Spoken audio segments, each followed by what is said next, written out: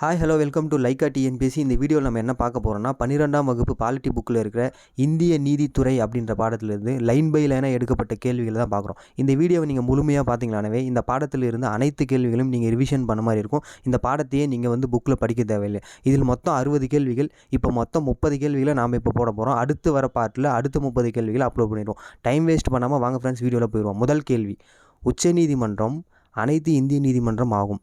கட்சி அரசியலில் இருந்தும் அரசியல் கோட்பாடுகளில் இருந்தும் உறுதியாக தனித்து நிற்கும் என்று கூறியவர். வினாக்கான விடை தெரிஞ்சால் நீங்கள் ஆன்சரை கமெண்டில் போடலாம். முதல் கேள்விக்கான ஆன்சர் ஹரிலால் ஜெய்கனியா.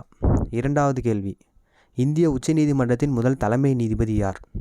விடை ஹரிலால் ஜெய்கனியா. மூன்றாவது கேள்வி, தமிழில் பண்டைய இலக்கியங்களில் உலகின் 60க்கும் மேற்பட்ட மொழிகளில் மொழியாக்கம் செய்யப்பட்ட இலக்கியம் எது? விடை திருக்குறள். நான்காவது கேள்வி, இந்திய கூட்டாட்சியின் பாதுகாவலன் என்று அழைக்கப்படுபவர் யார்? இதற்கான விடை நீதித்துறை. ஐந்தாவது கேள்வி, பிராமணர்களின் காலத்தில் எதன் அடிப்படையில் விசாரணை நடத்தப்பட்டு தண்டனைகள் வழங்கப்பட்டன? விடை தெரிஞ்சால் கமெண்டில் போடலாம். இதற்கான விடை ஸ்மிருதிகள். ஆறாவது கேள்வி, குற்றங்கள் நிகழ்வதை கட்டுப்படுத்துவதற்கு அளவுக்கு அதிகமான தண்டனைகளை பரிந்துரைத்த நூல் எது? விடை அர்த்தசாஸ்திரம். ஏழாவது கேள்வி, கொடிய தண்டனைகளை நீக்கிய அரசர் யார்? இதற்கான விடை அசோகர்.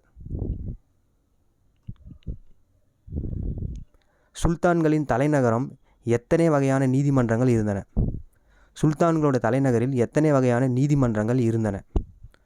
இதற்கான விடை 6. ஒன்பதாவது கேள்வி, சுல்தான்கள் காலத்தில் திவான் அல் மஸ்லிம் என்பது எவ்வகையான நீதிமன்றம்? இதற்கான விடை மேல்முறையீட்டு உச்ச நீதிமன்றம். 10வது கேள்வி, திவான் இ ரிசால்ட் என்பது எந்த வழக்குகளுக்கான உச்ச நீதிமன்றம்? இதற்கான விடை குடிமையியல் வழக்கு. 11வது கேள்வி, சுல்தான்கள் காலத்தில் மாநில தலைமை நீதிமன்றம் எது? இதற்கான விடை சத்ரோ ஐசன் நீதிமன்றம். 12வது கேள்வி, திவான் இ ரிசால்ட் எதற்கான நீதிமன்றம்? திவான் இ ரிசால்ட் எதற்கான நீதிமன்றம்? இதற்கான விடை தேச துரோக வழக்குகள். 13வது கேள்வி, சுல்தான்கள் கால நீதிமன்றம் தலைமை அலுவலர் எவ்வாறு அழைக்கப்பட்டார்? அதாவது சுல்தான்கள் கால நீதிமன்றத்தில் தலைமை அலுவலர் எவ்வாறு அழைக்கப்பட்டார்? இதற்கான விடை ஆப்ஷன் பி, குவாசி உல் குசாட். 14வது கேள்வி, கிழக்கிந்திய கம்பெனி எந்த ஆண்டு முதல் முதலாம் ராணி எலிசபெத் சட்டத்தின் மூலம் பதிவு செய்யப்பட்டது? இதற்கான விடை 1600.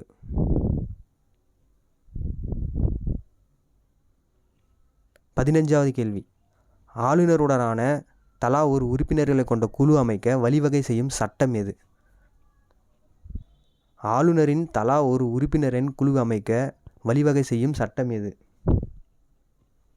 இதற்கான விடை 1661 சாசன சட்டம்.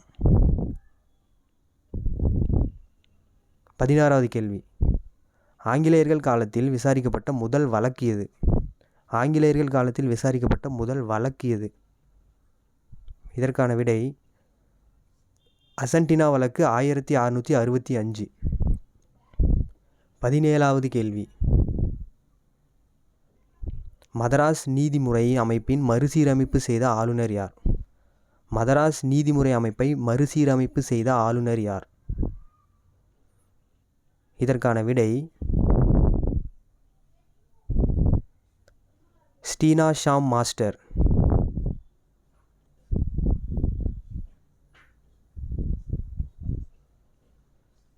18வது கேள்வி, மதராஸ் மாநகராட்சி அமைக்க அதிகாரம் அளித்த சாசன சட்டம் எது? இதற்கான விடை 1687.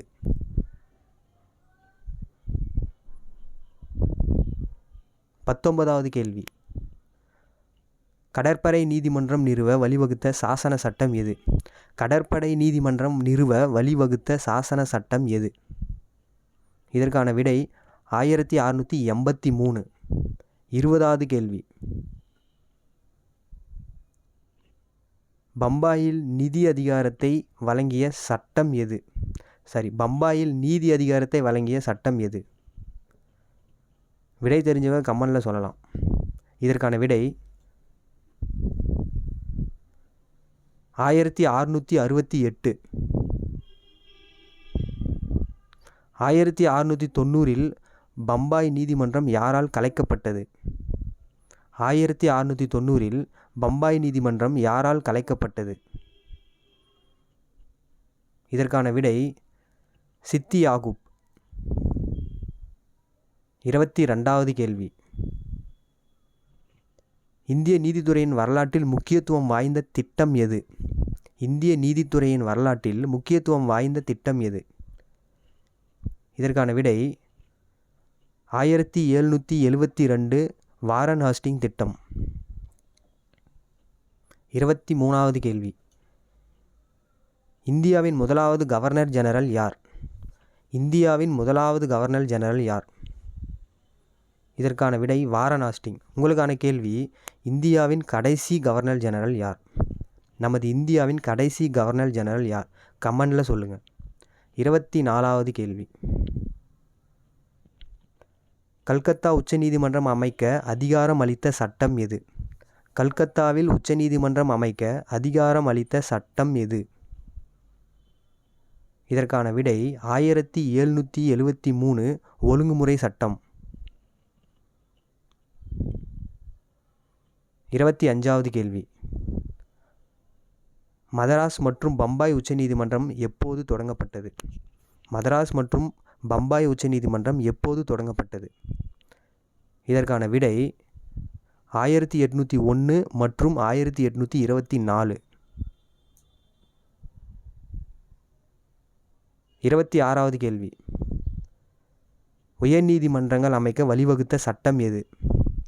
உயர்நீதிமன்றங்கள் அதாவது ஹைகோர்ட் அமைக்க வழிவகுத்த சட்டம் எது? இதற்கான விடை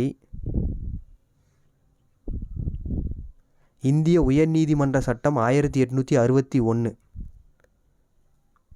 27வது கேள்வி.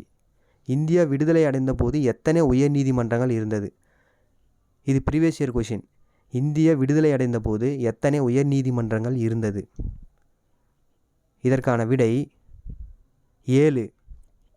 7 உயர்நீதிமன்றங்கள் நமது இந்தியா விடுதலை அடைந்த போது இருந்தது. தற்போது எத்தனை உயர்நீதிமன்றங்கள் இருக்குது அப்படின்னு கமெண்டில் போடுங்க. 28வது கேள்வி. கூட்டாட்சி முறை சார்ந்த நீதிமன்றம் எப்போது தொடங்கப்பட்டது? கூட்டாட்சி முறை சார்ந்த நீதிமன்றம் எப்போது தொடங்கப்பட்டது? இதற்கான விடை 1937. 29வது கேள்வி. 1921 அனைத்திந்திய தலைமை நீதிமன்றத்தின் தேர்வை உணர்ந்தவர் யார்? 1921 அனைத்திந்திய தலைமை நீதிமன்றத்தின் தேர்வை உணர்ந்தவர் யார்? சாரி ஃப்ரெண்ட்ஸ், 1921 அனைத்திந்திய தலைமை நீதிமன்றத்தின் தேவையை உணர்ந்தவர் யார்? இதற்கான ஆன்சர்